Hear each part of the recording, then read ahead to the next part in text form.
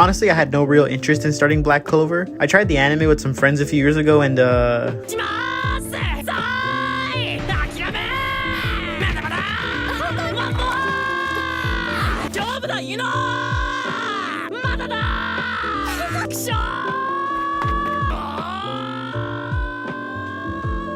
I respectfully decided that it wasn't really for me. I don't know what changed. It was probably a combination of me craving a new manga to read, being disappointed with My Hero and Demon Slayer and then eventually dropping them, and seeing Black Clover all over my fucking timeline. So one night when I was bored as hell, I was like, alright, I'll read this Black Clover shit. And not gonna lie, it wasn't that bad. Is it perfect? No, but from just the first 2 arcs, I can see why it's popular. Obviously, I don't love it, but I'd be lying if I said I didn't have a lot of fun with it. Because this is my first video on Black Clover, I'm gonna go through the characters, setting, and shit real fast to get my general thoughts out there before I talk about the arcs themselves. I'm gonna keep this quick because if you watch my videos, you'll know I hate making long videos.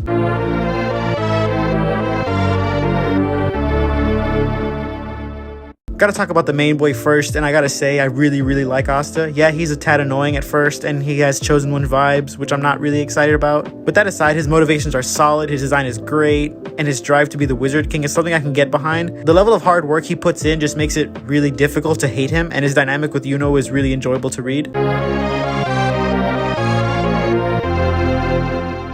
The other characters are good. So far, I haven't really met one that I outright dislike. Well, I don't really like this dude, but we're not supposed to, so that's fine. Everyone has some solid character work and are really unique in their own way. My favorites so far, aside from Asta, would have to be Noelle, Magna, Luck, and the boobs lady for obvious reasons. Those are probably normie-ass choices, but you know, they're just good. What can I really say? Power system is good, but don't hate it or love it so far. It serves its purpose, and I'm excited for when it gets fleshed out a bit more.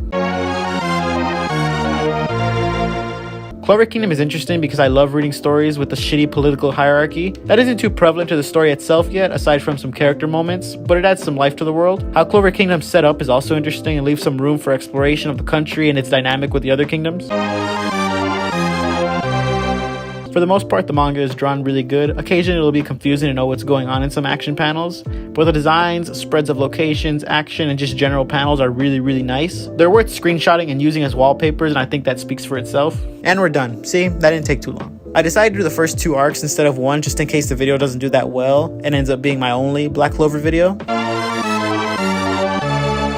It's a good start to the story. There's great character work with Yuno and Asta, as well as introducing the Black Bulls. I'm really happy we don't spend too much time in that tourney thing, because while cool fights would be cool, it'd be a sort of a waste, because at the moment I don't really give a fuck about most of these people. Asta wiping however the fuck you pronounce his name was hype as hell, and it was the exact moment I was convinced he was a pretty good main boy. There is some mystery set up to what his grimoire is, but not interested in Chosen One stuff, so it is what it is. It's a startup arc, so not too much else to say. 6 out of 10, it does what it's supposed to, and it does it well. Now this is when we get to the real shit. Going into this, I was sad because no Magna, but instead we get Luck, who is equally as enjoyable, if not a tiny bit more at the moment. The setup for what's going on here is solid. Dungeon on the border, Black Bulls need to find the treasure before the Diamond Kingdom get there, but the Golden Dawn are also there to take it first. Glad it didn't really get overly complicated off the bat, and the arc is pretty much just a long fight. As soon as we get there, we're in some type of combat, which I'm pretty cool with, because as a certified meathead, I'm here for it. Luck's fighting style is pretty sick to read. You can never really hate on a lightning user. We also get to see Yuno shine along with some other minor characters in this arc. I do wish we got more of Noelle, but I'm sure her time will come a little bit later.